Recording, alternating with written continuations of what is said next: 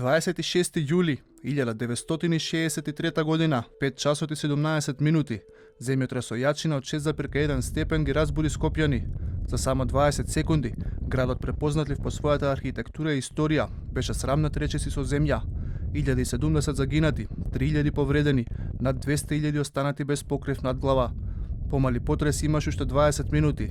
Плач, паника и потрага по најблиските.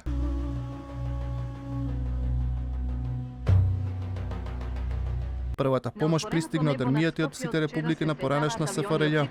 Зборовите на поранешниот председател Јосип Броз Тито, дека градот ќе стане символ на братството и единството на југословенската и светската солидарност, се уште стојат како потсетник за солидарноста во изградбата на постземјотресно Скопје. Обновата на градот започна според проектите на Кензо Танге и Адолф Циборовски. Кон изградбата на Скопје се приклучија 87 нации и градот за брзо време успеа да го врати својот сјај.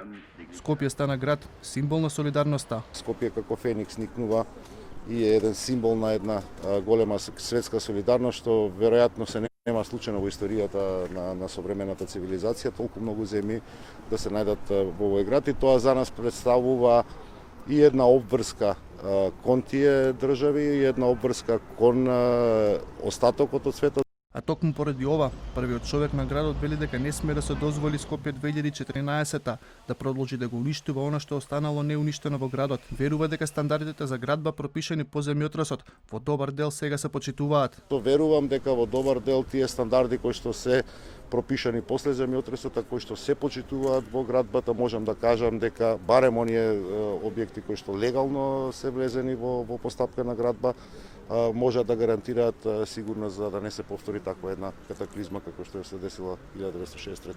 Благодарение на светската солидарност се изградени универзалната сала, Младинскиот културен центар, Музеот на современа уметност, Хидрометеоролошкиот завод, детската болница во Козле, како и цели населби.